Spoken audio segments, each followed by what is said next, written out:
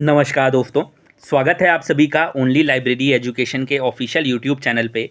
आज इस वीडियो में हम श्यामलाल कॉलेज इवनिंग, जो कि यूनिवर्सिटी ऑफ दिल्ली का एक कॉलेज है, वहाँ से आई हुई नई नॉन टीचिंग रिक्रूटमेंट की बात करने वाले हैं।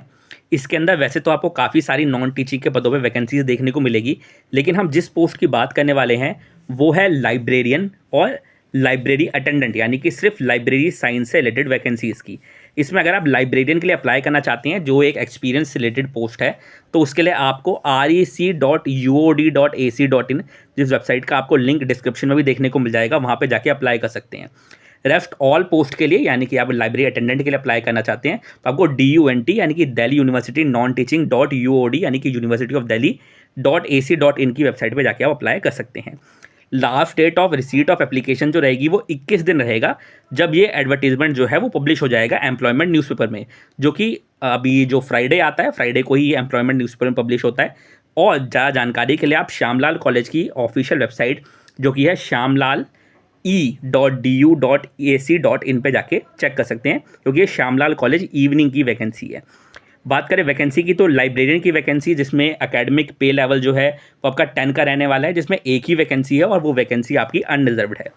बाकी बात करें और वैकेंसी की, तो उसमें आपको और अलग अलग वैकेंसीज भी देखने को मिल रही है, लेकिन हम जो बात करने वाले हैं वो लाइब्रेरी अटेंडेंट की वैकेंसी की करेंगे, जिसमें पे लेवल 1 है। उसमें 4 वैकेंसी है टोटल, जिसमें 2 तो आपकी अनरिजर्व वैकेंसी है, एक OBC के लिए है और एक EWS कैटेगरी के लिए वैकेंसी आपको देखने को मिल रही है। अभी इसमें अब क्या फ़ीस स्ट्रक्चर रहेगा, इसकी जानकारी नहीं दी हुई है, लेकिन एक इम्पॉर्टेंट चीज़ जो मुझे अभी हाल ही में पता चली, उसके बारे में आपको जानकारी मैं देना चाहता हूँ। सबसे पहले आप ये एडवर्टीजमेंट देखिए। इस एडवर्टीजमेंट की वीडियो मैंने कुछ समय पहले ही आपको दी थी, जो कि है दयाल सिंह कॉलेज इवनिंग में जो रिक्रूटमेंट आई थी उसकी। आप बहुत सारे लोगों ने इसे अप्लाई भी किया होगा। अगर आप इसमें स्क्रॉल डाउन करके नीचे आएंगे तो यहाँ पे आपको बहुत सारे सिलेबस देखने को मिलेंगे, जो कि अलग अलग रिक्रूटमेंट जो निकली है उसमें अलग अलग पोस्ट के हिसाब से आपको अलग अलग सिलेबस देखने को मिल रहा होगा। इसमें अगर हम लाइब्रेरी अटेंडेंट के सिलेबस की बात करें, जो भी आपको स्क्रीन पे देखने को मिलेगा, ये देखिए, ये रहा, एक मिनट, ये देखिए, लाइब्रेरी अटेंडेंट का सिलेबस आपको देखने को मिल रहा होगा। इसमें जो सिलेबस में चीज़ें दी हुई थी उसमें का एक ही लेवल का एग्जामिनेशन होगा, और जिसके अंदर 50 सवाल लाइब्रेरी एप्टीट्यूड के, और जनरल अवेयरनेस, रीजनिंग, मैथ्स और इंग्लिश और हिंदी के 25-25 सवाल, यानी कि 150 क्वेश्चन आपके 300 मार्क्स के होते थे।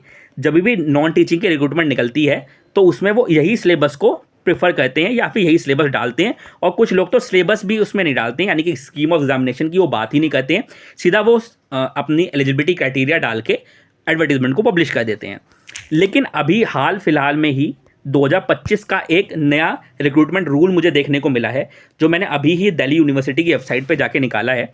इसके अंदर अगर आप ध्यान से देखें तो यहाँ पे scheme of examination for professional assistant, semi professional assistant, library assistant और लाइब्रेरी अटेंडेंट के लिए थोड़ा चेंजेस आपको देखने को मिल रहे होंगे। जहां एक तरफ आपको 1 स्टेज का रिक्रूटमेंट प्रोसेस देखने को मिल रहा था, वहां पे यहाँ पे आपको 2 स्टेज का रिक्रूटमेंट प्रोसेस देखने को मिल रहा होगा। मैं ये नहीं कह रहा हूँ कि अभी जो रिक्रूटमेंट निकली है श्यामलाल कॉलेज में, किरोड़ीमल कॉलेज में या दयाल सिंह कॉलेज में, या उससे पहले भी कुछ जो रिक्रूटमेंट निकली थी, उसके अंदर यही वाला सिलेबस फॉलो किया जाएगा। अगर एडवर्टीजमेंट में ये लिखा हुआ है कि जो पुराना वाला सिलेबस है वो फॉलो करेंगे, तो आप उसके हिसाब से तैयारी कीजिए। अगर उसमें कुछ भी नहीं लिखा है तो आप नए सिलेबस को भी ध्यान में रख के तैयारी कीजिए, उसके साथ साथ आप पुराना सिलेबस भी ध्यान में रखिए, क्योंकि जो अगर नया सिलेबस है वो इंक्लूड करता है पुराने सिलेबस को भी, यानी कि नए सिलेबस में आपको थोड़े से चेंजेस देखने को मिलेंगे। अगर आप नए सिलेबस के हिसाब से तैयारी करते हैं तो पुराने सिलेबस के हिसाब से आपकी तैयारी अपने आप हो जाएगी। फिलहाल हम बात कर लेते हैं तो सिलेबस क्या देखने को मिल रहा है।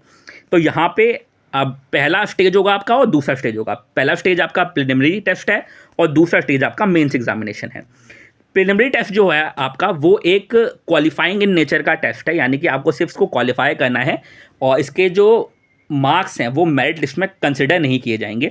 ये MCQ बेस्ड क्वेश्चन आपको देखने को मिलेंगे, जिसमें आपको function knowledge of information technology, basic tools of software packages for operating library services through IT, मतलब IT और लाइब्रेरी से रिलेटेड या फिर IT के जो सॉफ्टवेयर हैं लाइब्रेरी से रिलेटेड, जैसे कि कोहा, लिप्सिस वगैरह, तो उसके बारे में आपको जानकारी देखने को मिलेगी।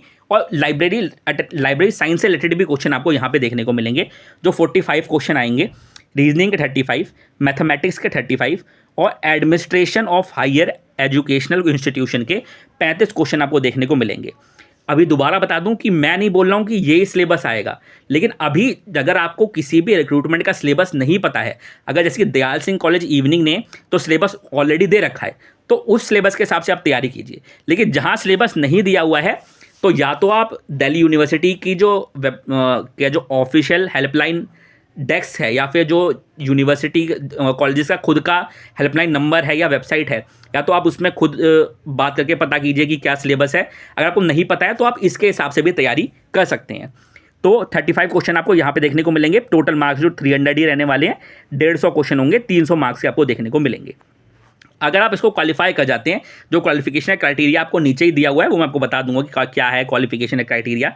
क्वालिफाई कर जाते हैं तो आपको मेंस एग्जामिनेशन देना होगा। मेंस एग्जामिनेशन में जो पेपर होगा आपका, डिस्क्रिप्टिव क्वेश्चन आएंगे, जिसमें लाइब्रेरी साइंस से रिलेटेड क्वेश्चन होंगे बहुत सारे, और कंप्यूटर से रिलेटेड क्वेश्चन होंगे, लाइब्रेरी सॉफ्टवेयर पैकेजेस से रिलेटेड क्वेश्चन होंगे, वर्ड प्रोसेसिंग, डाटा एनालिसिस जो आपको स्क्रीन पर दिख रहा होगा, एजुकेशन, एडमिनिस्ट्रेशन एंड मैनेजमेंट से रिलेटेड, और हायर एजुकेशनल इंस्टीट्यूशन से रूल से रिलेटेड क्वेश्चन आपको देखने को मिलेंगे। और ये सारे के सारे जो क्वेश्चन होंगे, 3 घंटे का पेपर होगा और आपके 300 मार्क्स का ये पेपर होने वाला है। ठीक है। और उसके बाद आपका स्किल टेस्ट भी होगा। स्किल टेस्ट जो है वो क्वालिफाइंग इन नेचर है, आपको 100 में से 50 नंबर लेके आने हैं। इसमें कंप्यूटर और लाइब्रेरी से रिलेटेड आपके सवाल पूछे जाएंगे। कंप्यूटर में बेसिक जो वर्ड प्रोसेसिंग वगैरह, और लाइब्रेरीज के जो सॉफ्टवेयर हैं जैसे कि कोहा वगैरह, उसकी आपको अच्छे से जानकारी होनी चाहिए। ठीक है। अब देखिए शॉर्टलिस्ट किस तरीके से होगा।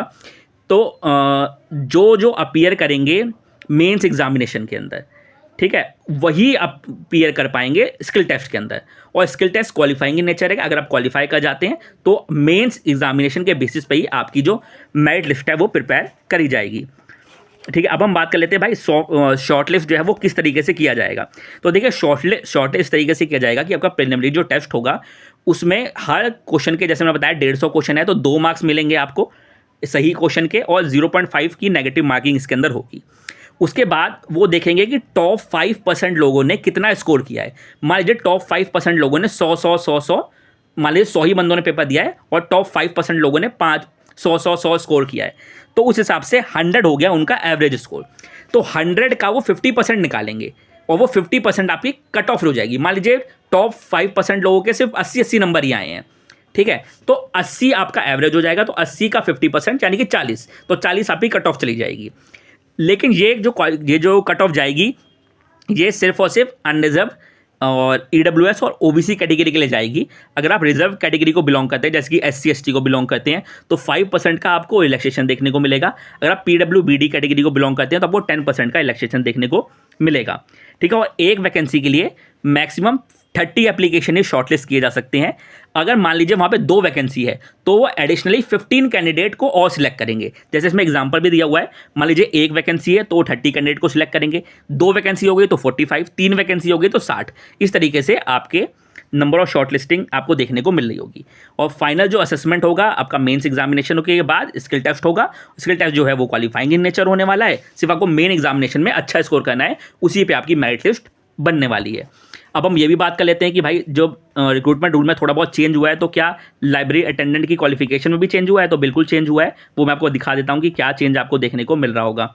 तो इसमें आपका जो क्वालिफिकेशन पहले जो 10वीं के साथ सर्टिफिकेट मांगा जाता था, अब उसके अंदर आपका 12वीं के साथ सर्टिफिकेट इन लाइब्रेरी साइंस इसके अंदर मांग रखा है। और ये आपको स्क्रीन पर दिख ही रहा है कि सर्टिफिकेट मांग रखा है लाइब्रेरी साइंस में, और 12वीं पास आपकी क्वालिफिकेशन होनी चाहिए, और पे लेवल इसका 1 ही रहने वाला है। अभी भी अगर आप कोई सवाल है, कोई सजेशन है, कोई आप फीडबैक देना चाहते हैं तो आप नीचे कमेंट बॉक्स में दे सकते हैं। पर्सनली कोई सवाल पूछना चाहते हैं तो आप इंस्टाग्राम पे मुझसे कनेक्ट कर सकते हैं। इन सब का PDF जो है मैं अपने टेलीग्राम चैनल पर डाल दूंगा। और टेलीग्राम चैनल से नहीं जुड़े हैं तो उसमें जुड़ जाइए। कोई ऐसी बहुत सारी आपको जॉब अपडेट्स देखने को मिलती है जिसकी मैं वीडियो नहीं बना पाता हूँ। और यहाँ तक वीडियो देखिए तो वीडियो को लाइक कर भी ना मत जाइएगा। यहाँ तक वीडियो देखने का आपका बहुत बहुत धन्यवाद।